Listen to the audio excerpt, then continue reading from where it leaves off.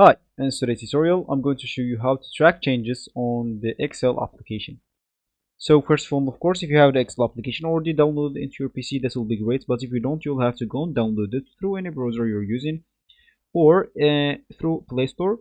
Of course, you have to download the Office setup, and then it will be able to download all the Office application, including Excel. Of course, it will be pretty simple. It will be like any other download, so you may do it by your own. Of course, if you some users of Windows actually have it already downloaded. I don't know, some users like uh, have their Windows with the Office already downloaded, so you may have already Excel.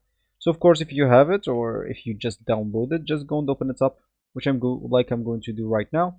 And here you can actually start a new document, or just go and open some of your recent one, or like someone send you an Excel. If you want to open it, you can just go here and click on this and look for whatever you want to open. For me, I'm just going to open a blank workbook. Of course, you can choose some of their templates right here to start like working with it. For me, I'm just going to open a blank one. And here, as you can see, let's say as an example, we are going to make some changes. So let's just do this, and let's just do this, and let's just do this, and this as an example. And as you can see, those are, let's say as an example, that will be our Excel file. And let's say as an example, we share that with another people. As you can see, if you click here at the top right corner, we can share as a PDF or as Excel workbook to your OneDrive or whatever.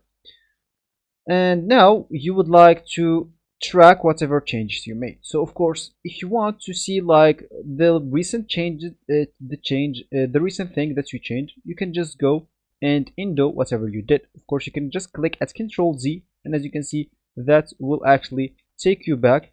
And whatever you did, as you can see, I'm deleting whatever I wrote. So that's how you actually track changes, because that is not a website, so you will not be able to see like the changes exactly. Of course, you can actually like redo what you undo by hitting the Control Y, and as you can see, Control Z goes back, Control Y goes forward, and you will be good to go.